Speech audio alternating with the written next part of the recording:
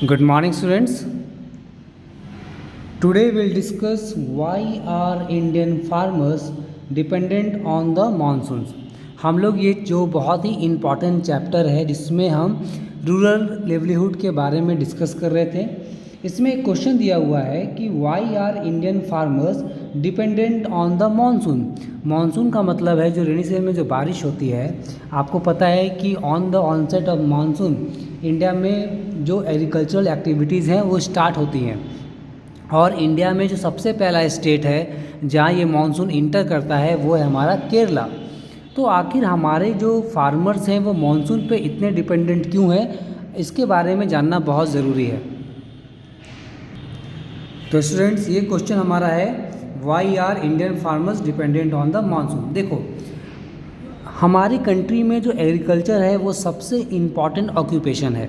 हमारी कंट्री के आज भी more than 65% of the population जो लोग हैं आज भी किसी न किसी तरीके से फार्मिंग से जुड़े हुए हैं या ऐसी एक्टिविटी से जुड़े हुए हैं जो फार्मिंग से जुड़ी हुई है.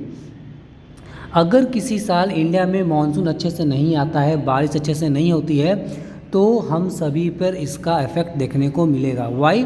Because still today there are plenty of farmers who are dependent on monsoon for the purpose of irrigation. अपने खेतों में अपने क्रॉप्स को पानी पहुंचाने के लिए, उस ज़रूरत को पूरा करने के लिए आज भी इंडिया के मैक्सिमम फार्मर्स जो हैं मानसून पर डिपेंडेंट है. इसलिए ये क्वेश्चन आपको दिया गया है. इंडिया के फार्मर्स बहुत गरीब हैं, उनके पास ट्यूबवेल्स नहीं है, ट्रैक्टर्स नहीं है जो इतनी महंगी मशीनों को खरीदकर इरिगेशन या किसी अन्य एक्टिविटी के लिए कुछ ऐसी सर्विसेज को या चीज़ों को खरीद सके और इस्तेमाल कर सके. बट डे बाय डे धीरे धीरे ये चीज़ें सुधर रही हैं, बट स्टिल आज भी हमारे फार्मर्स जो हैं ट्रेडिशनल मेथड से खेती करते हैं. ट्रेडिशनल मेथड कहने का मतलब है स्टूडेंट्स कि वो मेथड जो पुराने ज़माने से इस्तेमाल हो रहा था. जैसे जो पुराने ज़माने के हल हैं, अब जो किसान हैं, जो अमीर किसान हैं, उनके पास ट्रैक्टर आ गया, लेकिन आज भी बहुत से ऐसे फार्मर्स हैं जो आज भी पुराने ज़माने के हल से क्या करते हैं, खेती करते हैं. And they also do not have the proper access to the bank facility, और कहे कि high yielding variety of seeds उन सबको नहीं मिल पाती, तो कहीं ना कहीं वो परेशान रहते हैं. इसलिए हमारे जो फार्मर्स हैं वो मानसून पे डिपेंडेंट है. देखो क्या लिखा हुआ है, most of the farmers depend on the monsoon and so the climatic conditions play a major role in their life. Climatic condition करने का मतलब है जिस प्लेस पे फार्मर रहता है उस प्लेस का वेदर कैसा है, वहाँ पे वो टेम्परेचर कैसा रहता है, बारिश कैसे होती है, जो सॉइल है वो कैसा है, इन सब चीज़ों पे फार्मिंग डिपेंड करती है. आप देखो कि डिफरेंट क्रॉप्स को हम हार्वेस्ट करते हैं different times of the year, and there are times when people are very busy and also other times when they do not find enough work.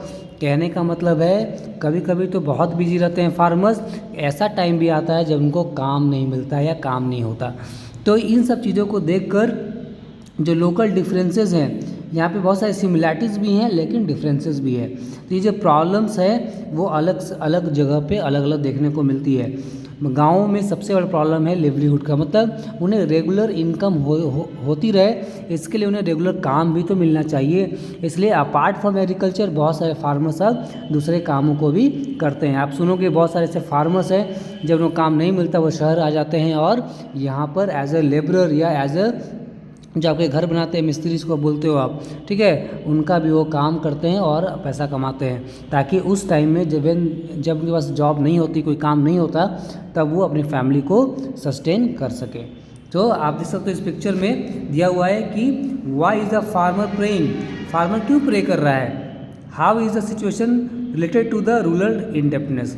आखिर ऐसा क्यों है कि ये जो चीज़ है ये इससे जुड़ी हुई है. मैंने बताया था कि गाँव में लोगों को कर्ज लेना पड़ता है, स्पेशली फार्मर्स को, और जब वो कर्ज नहीं चुका पाते तो फिर उस कर्ज को चुकाने के लिए जब वो फिर से कर्ज लेते हैं तो वो उस कर्ज के जाल में फंस जाते हैं. And this is the rural indebtedness. तो ये चैप्टर हमारा ख़त्म हो गया है. सारे एक्सरसाइज को कंप्लीट करना है. नेक्स्ट डाउट क्लास में हम लोग डिस्कस करेंगे. Thank you.